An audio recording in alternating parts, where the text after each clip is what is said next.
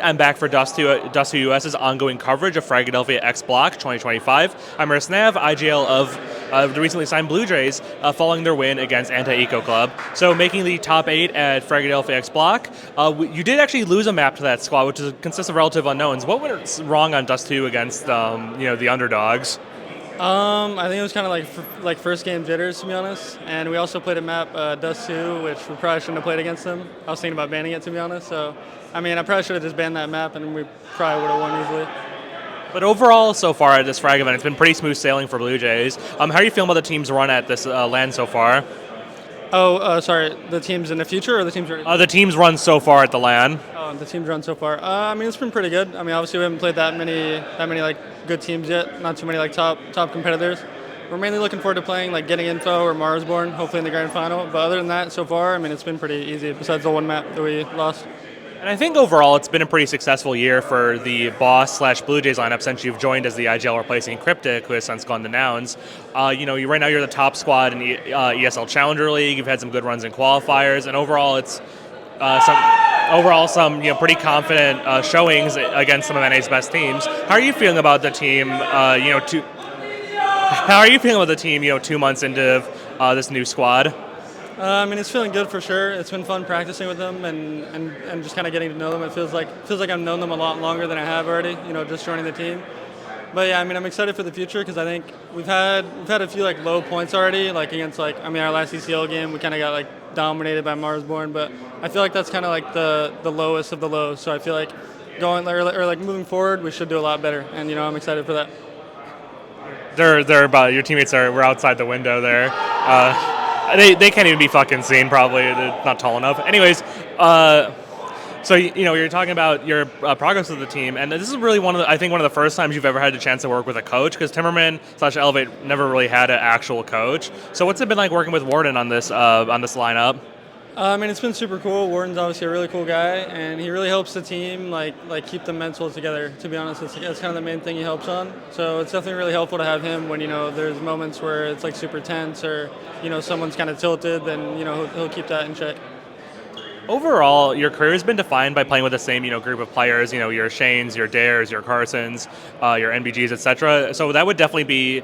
If there's one to describe, it'd be familiarity. Whereas with this new BLUEJAYS lineup, you came into a quartet that was already established, that already had a team culture that was already very familiar with each other. What's that like for you as someone who's spent so much of your career with the same guys that come into a completely new lineup?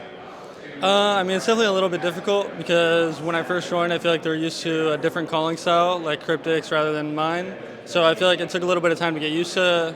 It took a little bit of time for them to get used to how I call, but I think we're doing a pretty good job so far, making good progress. So I'm just excited to keep playing with them. And when we've previously talked, it's always been sort of a chance for you to sort of. It's always been this discussion's always been like you've always wanted to prove yourself as a leader, prove yourself as someone who can be like a bona fide star in North America, someone who isn't defined by past discretion, someone who isn't is defined for being a successful player. Does it feel good to be sort of with a new team where you can kind of finally move on from, let's say, the timbermen era of your career? It definitely feels great, and it's definitely one of the reasons I wanted to join a new team, like join Boss, is kind of move on and join a new team. And so I'm kind of thankful to them for letting me join. When I messaged them, I reached out to them, and yeah, that's it. One other really surprising thing about this lineup is the fact that you were just signed by BLUEJAYS, a German organization that's never had an NA organization, that's been out of Counter-Strike since 2023, and their last roster was North Macedonian. How the hell did this happen? How did we Boss end up finally getting signed by a German organization? I'm pretty sure they just reached out to Warden through email, and then we kind of went from there. We just talked after that, but. It wasn't that surprising to me because back on Timbermen, like a long time ago, we actually talked to them at one point. So, they've been interested in the North American team for a bit. And yeah, they messaged us and we just went through with it. Now under BLUEJAYS, the team is in a really good position to go to the to potentially go to the MRQ and do some damage there, and maybe even finally, make the major. I believe, if I'm not mistaken, your first RMR was with Elevate last year for Copenhagen, where the team unfortunately, didn't make it. What would it mean for you as a player to finally make the major after trying for so long? I mean, it would definitely mean the world. I feel like that's the main thing a lot of people play for, especially in North America, is to try to qualify for the major, try to get your sticker in the game. Kind of do what Wildcard did at the last major. So I mean, yeah, that's kind of all we're really working for. Like, we played some qualifiers, and we're hoping to qualify, but at the end of the day, we didn't do it. But it's not that big of a deal to us. We're mainly just focused on getting into the MRQ and then making the major. Speaking about the Valve circuit, they did recently make that change that that events in progress no longer count towards the VRS points. So we saw that, for example, your squad lost a lot of points because of all the wins you've had in ECL. Is that frustrating for you guys that has sort of a Valve rug pull you right before the MRQs with those changes? Yeah, I mean, it's definitely a bad change from Valve, I would say, and it definitely is a little disappointing. But I don't think it hurt us as bad as some other teams like Marsborn, because they're just like a new roster, and like the majority of their games were in ECL, so it kind of sucks way more for them. But I don't know. I mean, I definitely think it's a bad change from Valve, and I think they should probably reconsider that, to be honest. Another controversial decision they made recently is instead of having LAN RMRs, this time around we'll have online MRQs as the final qualifier for the major. As someone who's sort of spoken in the past and as about concerns about cheating in the scene, and someone who's I think very well connected with all levels of the scene, from the top players to the advanced pluggers to the FPL stars. Do you have any worries about potential cheaters or potential integrity risks for the major qualifier being online?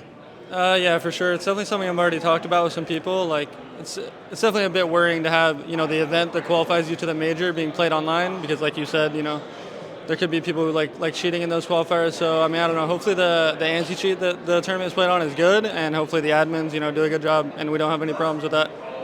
Now that you're in top 8 at FragX Block 2025, do you think you have what it takes to go all the way? And do you think you're the best team at this LAN? I mean, I definitely think we're the best team at this LAN, and I definitely think we should win. But like I said earlier, getting info on Marsborn, I think they're both really good teams.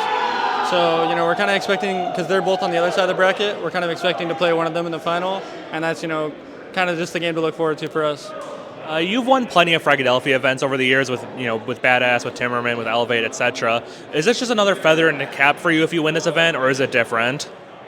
I mean, I guess you could say it's a little different because it's my first LAN with the boss or BLUEJAYS guys. So I'm definitely a little bit more excited to win this one if we can, because it's our first LAN together.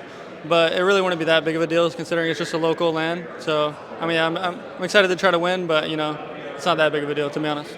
All right, so that is snav of BLUEJAYS. They will be playing in the top 8 shorter after this interview. Thank you so much for your time, snav.